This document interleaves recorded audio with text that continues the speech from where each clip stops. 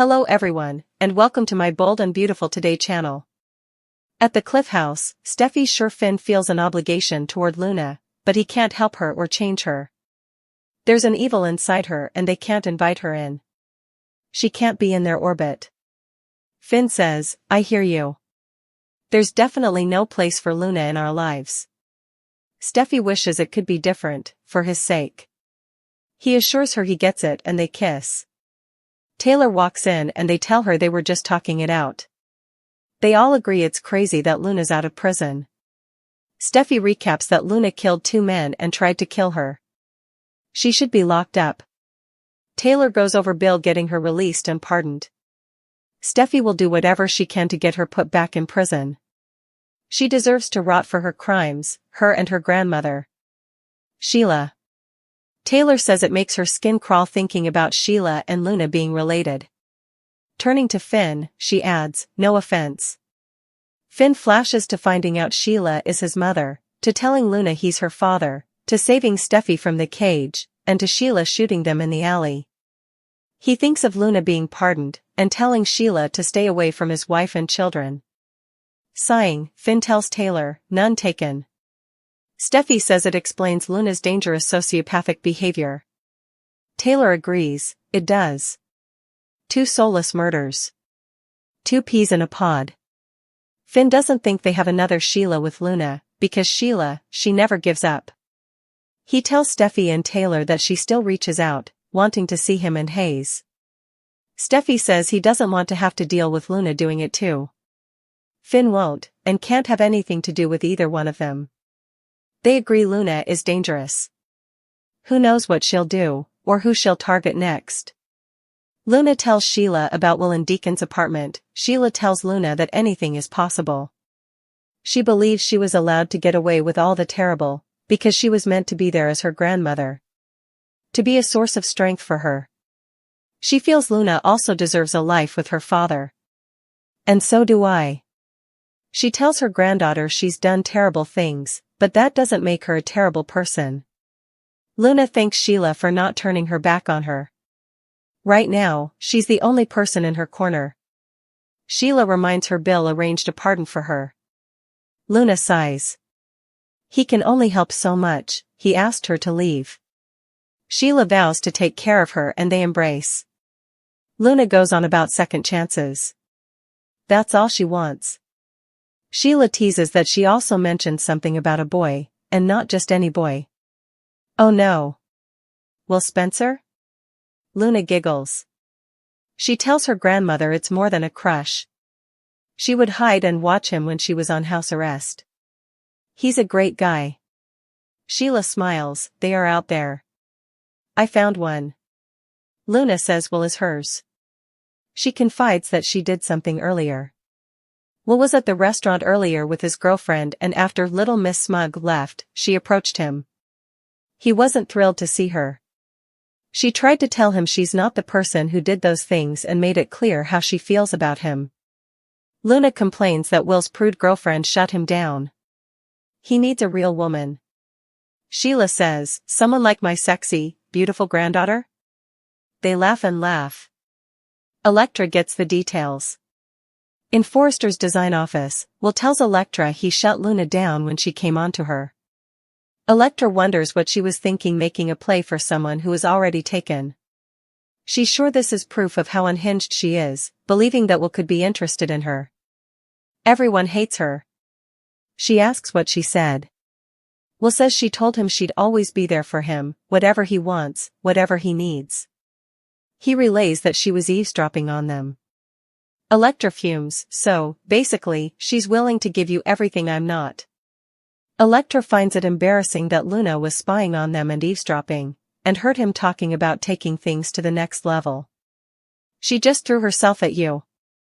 She asks how Will responded. What did you say to her? Will insists he told Luna he wanted nothing to do with her. Electra worries she's still thinking she can be a Spencer through him. She wonders if she's following them. Will doesn't think so. Electra remembers that Luna just found out Sheila is her grandmother. Will still thinks Il Giardino is the last place she'd want to show her face given she killed 2 people there. Will gets a text and has to go. He tells Electra they'll be fine as long as they stay away from Luna. Nothing will get between them. They kiss. Electra reminds him he's needed in the mailroom. He exits and Electra mutters, "We are definitely surviving Luna." With that, she grabs her handbag and storms out. In the design office, Will looks at a photo of Electra on his phone and flashes through their romance, smiling. He then recalls Luna touching his leg and telling him he can have her. In Deacon's apartment, Sheila tells Luna if she wants a future with Will, she'll do everything in her power to help her get it. A knock comes at the door and Luna hides. Sheila opens the door to Electra and tells her she's made a wrong turn if she's looking for the hostess stand. Electra's actually looking for Luna. Luna comes out of the other room. Electra informs her she heard what she said to her boyfriend, Will. She's there to tell her to back off or she's going to regret it. Luna smirks. Will refused sex with Luna and Sheila promised a future with Luna after assuring Deacon she'd never see her again. At the Cliff House, Steffy keeps telling Finn that Luna can never ever be part of their lives. She's evil and they can't invite her into their orbit. He gets it. She wishes it could be different for his sake. As they kiss, her mom shows up. The three of them talk about how crazy it is that Luna is free. Finn stares as his wife goes on about how Luna shouldn't be part of society. She's determined to make her rot in a cell with Sheila. It makes the shrink's skin crawl that Luna and Sheila are related by blood. Finn remembers Sheila telling him she's his mom and when he told Luna she's his daughter. Then he remembers saving Steffy from his daughter and his mom. Steffy says they are vile, soulless murderers. Taylor groans in agreement. Finn says Luna is different. Sheila keeps reaching out. His wife repeats he can't have anything to do with those women. Who knows who will be targeted next? At Deacon's, Sheila tells Luna that anything is possible, even a relationship with her father. Sheila believes in fate. She got away with so many terrible things just so he could be her grandmother. They both deserve a life with Finn. Luna says she may be the only person in her corner. She has a weird connection with Bill but he can only help so much. I'm going to take care of you, Sheila promises. Her granddaughter tells her what an inspiring example she is. They talk about how she wants Will and giggle. Sheila guesses she's crushing pretty hard. Luna insists it's more than that. She used to eavesdrop on him and he's great. Luna admits that she approached Will after Little Miss Smug left and swore up and down to him that she changed. She made it clear how she feels about him and sighs. Luna is sure that Will needs a real woman, not that prude he's with. Someone like my sexy granddaughter, Sheila says. They laugh. Luna wants more than just a hookup. Sheila will do all in her power to help. In the Forrester design office, Will tells Electra that Luna threw herself at him but he's interested in no one but her. Electra is shocked that a murderer like Luna would make a play for someone who is already taken. He can tell this upsets her. She complains about how unhinged Luna is. He guesses being unhinged makes you confident. Electra demands details about this flirtation. Will explains Luna eavesdropped on them and Electra guesses Luna is willing to give him what she's not. He doesn't think she should let this get under her skin. She feels embarrassed that Luna heard about more than her love of oat milk. She asks what he said to Luna. He keeps repeating he doesn't want Luna anywhere near them. Electra remembers that Sheila is Luna's grandmother. That must be why she was there. He gets a text and has to go to the mailroom. He urges her not to let Luna get into her head. They can survive this. They kiss and he takes off. After he goes, she declares they are definitely surviving Luna. Electra goes to Il Giardino looking for Luna. The water hasn't seen her but sends her to Sheila's apartment. She goes to the apartment and tells Sheila she wants to see Luna. Luna comes out from hiding in the bathroom. Electra warns she will regret it if she doesn't back off from Will. Back at work, Will remembers when he first met Electra and smiles. Then he remembers Luna offering him sex and thinks, count on it, Luna will break down Will and have her way with him. The bold and the beautiful spoilers reveal that today fans found out that Electra Forrester is not ready to take things to the next level with good guy Will Spencer. She spilled her feelings to Ivy Forrester, and it's clear that while the young couple are okay for now, this issue will come to a head. At the same time that Electra was revealing all, Luna Nozawa was hitting on Will Spencer at Il Giardino. She'd had her eye on him for a while now, even though they thought at one time that they were siblings. EW. Will Spencer's intentions on Bold and the Beautiful. Let's face it, Will is a red-blooded, handsome, rich, and talented guy. When he started at FC, all the models were all over him. And he didn't mind that one bit. Electra described herself as a girl who is not ready to sleep with Will, and although he has been understanding thus far, she is afraid that will change at some point. Will Will allow Luna to besmirch his character? He turned her down flat on the Monday, March 31st episode, but we predict that he will cave in eventually and all hell will break loose.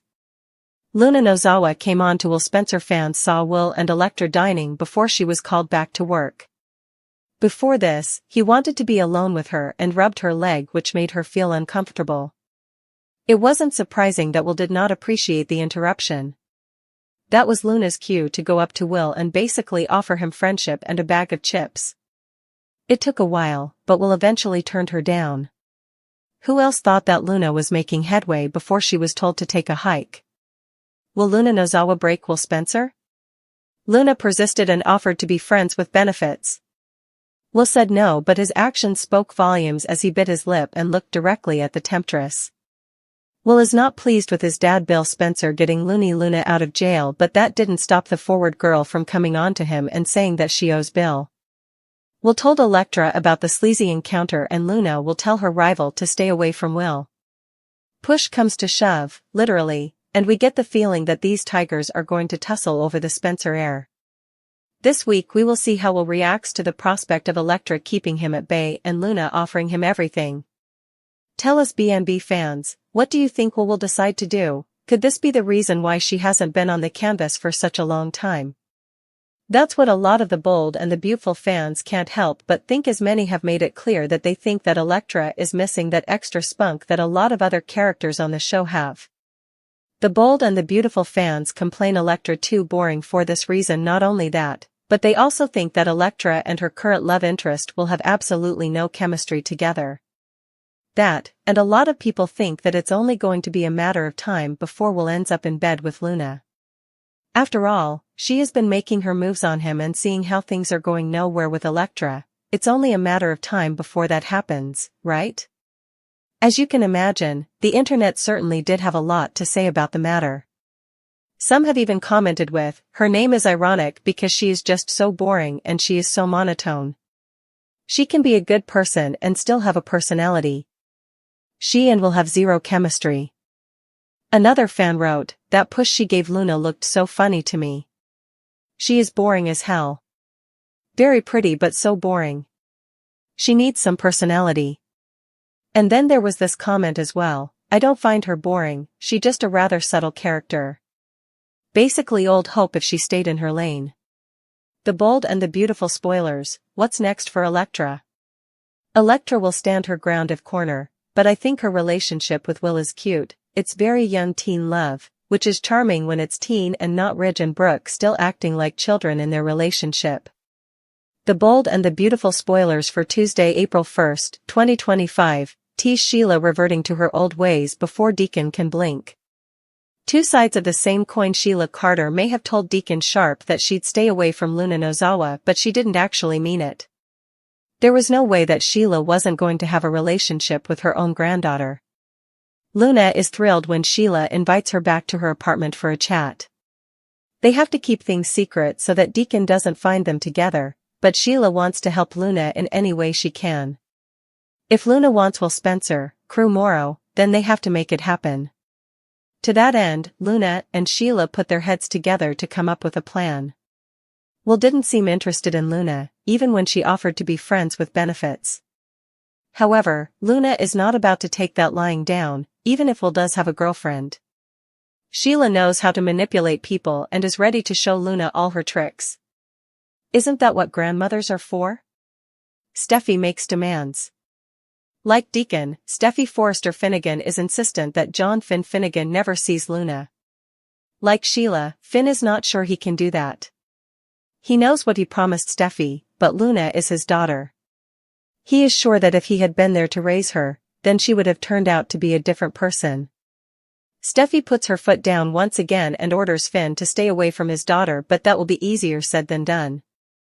Look how hard it has been to stay away from Sheila no matter how many times Steffy demanded that he not see her. It looks like a case of déjà vu all over again as Sheila makes a promise she can't keep and Finn makes one that he can't keep.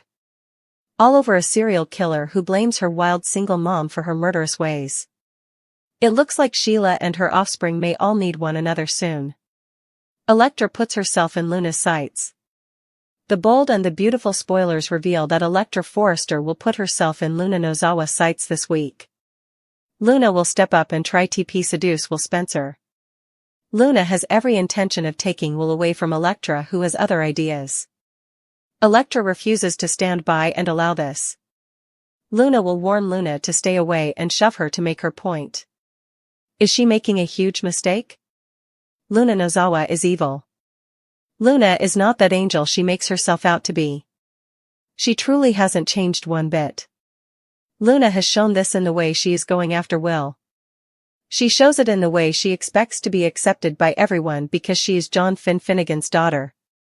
Sheila Carter is putting ideas in her head as well. Luna had R.J. Forrester. Luna could have been with Zend Forrester as well. However, Luna wanted a bigger fish and set her sights on Bill Spencer instead. Now that Bill has finally gotten through to her that they will not be together, Luna has her sights set on Will instead. Luna will do whatever she has to so she can have him. Sheila Sharp is a bad influence. Sheila is by far not the best role model for anyone, unless it's a what not to do video for wannabes. However, Sheila has promised to get Luna her heart's desire and fully plans to help her get her hands on Will no matter what the cost. Just how far will Sheila go to make this happen? Electra is in plenty of danger from Luna. Does she need to face Sheila too? Perhaps Sheila should get Luna to try to redeem herself instead of acting so innocent. Although it is rather difficult to redeem yourself for murder. Just because she paroled doesn't mean that Luna has the right to go after a man that she knows is taken and has been for months. If Luna expects her grandmother to take her in, Luna should be trying to redeem herself to Deacon Sharp. Electra Forrester needs to watch her back. Electra seriously needs to watch her back now that she has actually stood up to Luna.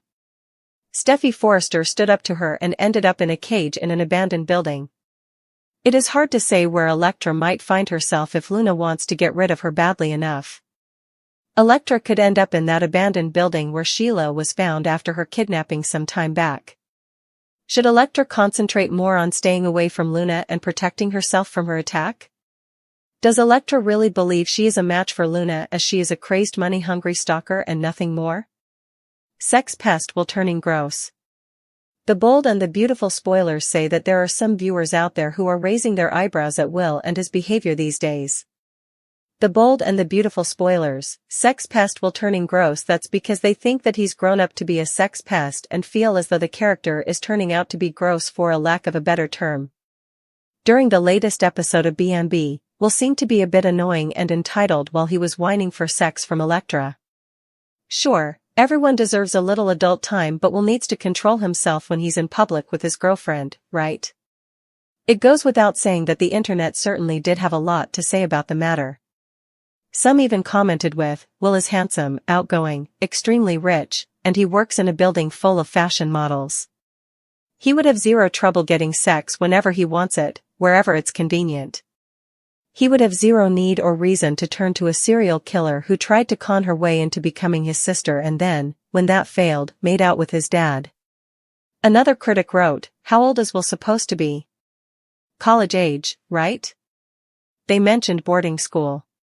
Seems to me like he's behaving the way a horny college kid would. How many college relationships fizzle because one person isn't ready for sex yet and the other one is?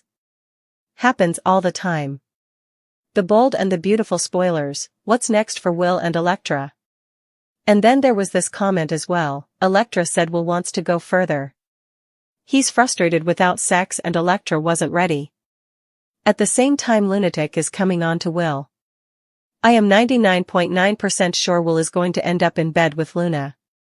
Complaint, Electra too boring due to over-optimization for efficiency at the expense of creativity and engagement. The advent of advanced language models like Electra has undeniably revolutionized natural language processing, NLP, offering faster training times, lower computational costs, and competitive performance in tasks such as text classification, question answering, and sentiment analysis. However, as users and developers increasingly integrate Electra into applications ranging from chatbots to content generation tools, a growing chorus of criticism has emerged. Electra, for all its technical prowess, is too boring. This complaint is not merely a superficial gripe about its output style but a deeper critique of its design philosophy, which prioritizes efficiency and accuracy over creativity, nuance, and emotional resonance. The result is a model that, while functionally reliable, often feels mechanical, formulaic, and devoid of the spark that makes human communication engaging. This essay argues that Electra's perceived boredom stems from its over-optimization for computational efficiency, leading to outputs that lack originality, adaptability, and the subtlety required for dynamic human interaction. The efficiency-creativity trade-off. Electra's architecture, built on the replaced token detection pre-training method, distinguishes it from predecessors like BERT or GPT. Instead of predicting masked tokens, as in BERT, or generating text autoregressively, as in GPT, Electra trains a generator-discriminator duo, where the discriminator identifies whether tokens in a corrupted text are original or replaced. This approach reduces training costs by focusing on smaller-scale token prediction, enabling Electra to achieve high performance with fewer computational resources. While this innovation is laudable from an engineering perspective, it inherently narrows the model's scope.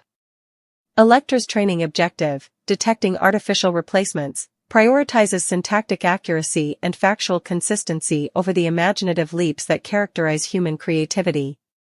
For example, when asked to write a story or generate marketing copy, Electra often produces technically correct but uninspired text, relying on repetitive phrasing and predictable structures. Its outputs lack the wit, metaphor, or emotional depth that models like GPT-3 occasionally achieve, even if inconsistently. This efficiency-first design also limits Electra's ability to handle open-ended tasks. In applications like creative writing, brainstorming, or conversational agents, users expect a degree of spontaneity and unpredictability. Electra, however, defaults to safe responses that align closely with its training data patterns, avoiding risks that might lead to novel or surprising outputs. A user requesting a poem about loneliness in the digital age might receive a grammatically sound but cliché-ridden piece filled with overused tropes, flickering screens, empty chat rooms, whereas a more creatively tuned model could offer fresher analogies or unconventional structures. Electra's aversion to ambiguity and its reliance on high-frequency linguistic patterns make it ill-suited for tasks requiring originality, effectively rendering it a blunt instrument in contexts that demand a scalpel. The monotony of token-level optimization at the heart of Electra's boredom problem is its token-level training objective. By focusing on discriminating between real and fake tokens, the model becomes exceptionally adept at local coherence, ensuring that individual words or short phrases logically follow one another, but struggles with global coherence and thematic consistency over longer texts. This leads to outputs that are technically correct but thematically flat. For instance, in a dialogue scenario, Electra might generate responses that address a user's immediate query but fail to maintain a consistent personality or emotional tone across a conversation. A chatbot powered by Electra might answer factual questions accurately but come across as robotic when asked to empathize, joke, or engage in casual banter. Moreover, the discriminator's role in training discourages Electra from experimenting with unconventional word choices or syntactic structures. Since its goal is to identify fake tokens, the model learns to favor predictable, high-probability sequences to minimize the risk of generating replacements that the discriminator might flag. Over time, this creates a feedback loop where Electra's outputs become increasingly homogenized, adhering to the most common patterns in its training data. While this reduces errors, it also strips the language of flair. Compare this to models trained with generative objectives, which, despite their higher computational costs, occasionally produce startlingly original phrases or ideas because they are incentivized to invent rather than detect. Electra's outputs, by contrast, often feel like an assembly of pre-approved phrases rather than organic thought processes. The data dilemma, amplifying blandness. Another critical factor in Electra's blandness is its training data. Like most large language models, Electra is trained on vast corpora of web text, books, and articles. However, because its discriminator is tuned to identify deviations from real data, the model becomes hyper-aligned with the most frequent, and often most generic, linguistic patterns in its dataset. In other words, Electra's training reinforces the average at the expense of the exceptional. For example, when generating product descriptions, Electra might default to tired adjectives like high quality, innovative, or user-friendly, while a human writer, or a more creatively inclined model, might opt for vivid, context-specific language, sleek, revolutionary, intuitively designed. This tendency to gravitate toward the linguistic lowest common denominator makes Electra's outputs feel impersonal and mass-produced, lacking the tailored touch that resonates with audiences. This issue is compounded in interactive applications. In customer service chatbots, Electra might provide factually correct answers but fail to adapt its tone to a user's emotional state. A frustrated customer seeking help with a broken device would receive the same polite, neutral responses as a curious user asking general questions, whereas a more emotionally intelligent system might adjust its language to express empathy. "I'm sorry you're dealing with this, let's fix it together," or enthusiasm, "That's a great question. Here's the answer." Electra's inability to modulate its tone or style dynamically reinforces the perception of it as a boring tool rather than an engaging interlocutor. The comparison to more creative models. Critics of Electra often contrast it with models like GPT-3, Jurassic 1, or even older architectures like OpenAI's GPT-2, which, despite their inefficiencies, occasionally produce outputs that surprise or delight users. GPT-3, for instance, has been used to write poetry, simulate philosophical debates, and generate code, often with a degree of inventiveness that Electra struggles to match. This creativity arises from GPT-3's autoregressive design, which encourages it to generate text sequentially, building on each previous token without the constraints of a discriminator. While this leads to higher rates of nonsensical or inconsistent outputs, it also allows for moments of brilliance that Electra's more guarded approach seldom achieves. The trade-off here is clear: models optimized for efficiency and accuracy tend to sacrifice creativity, while those optimized for creativity tolerate higher error rates. Electra falls firmly into the former category, making it ideal for applications where precision is paramount, such as legal document analysis or medical text processing, but a poor fit for domains requiring originality, such as storytelling, advertising, or social interaction. The problem is not that Electra is poorly designed, it's that its design priorities misalign with user expectations in creative contexts. When a user prompts Electra to write a thrilling short story about a time-traveling librarian, they don't want a grammatically perfect but plotless sequence of events. They want suspense, character development, and imaginative world-building, qualities Electra's architecture is not engineered to prioritize. The human factor: why boring matters. The criticism of Electra as boring is not merely an aesthetic judgment but a reflection of its limited utility in human-centric applications. In education, for example, an AI tutor using Electra might explain mathematical concepts clearly but fail to motivate students with engaging analogies or humor. In marketing, Electra-generated content might lack the persuasive punch needed to stand out in a crowded marketplace. Even in technical writing, where clarity is paramount, overly formulaic language can make documentation feel tedious rather than instructive. Humans are inherently drawn to novelty, emotion, and storytelling. We remember speeches that move us, ads that make us laugh, and stories that surprise us. When an AI system like Electra lacks the capacity to evoke these responses, it becomes a functional tool rather than a collaborative partner. This limitation is particularly glaring in industries where engagement is key. A virtual assistant that can't crack a joke or adjust its tone to match the user's mood feels less like a helpful companion and more like a soulless automaton. Paths forward: can Electra be less boring? Addressing Electra's boredom requires rethinking its training objectives and architectural constraints. One approach is to hybridize Electra's efficiency with generative elements. For instance, fine-tuning Electra on creative writing datasets or incorporating reinforcement learning from human feedback, RLHF, could encourage it to take more stylistic risks. Platforms like ChatGPT have already demonstrated the potential of RLHF to align outputs with human preferences, balancing accuracy with engagingness. Another solution is to develop domain-specific versions of Electra. A creative Electra variant, trained on poetry, fiction, and persuasive writing, might adopt a more adventurous approach to token prediction. Similarly, a personable Electra could be fine-tuned on dialogue datasets emphasizing empathy, humor, and adaptability. These specialized models could retain Electra's efficiency while catering to niches that demand creativity. Lastly, users and developers must temper their expectations.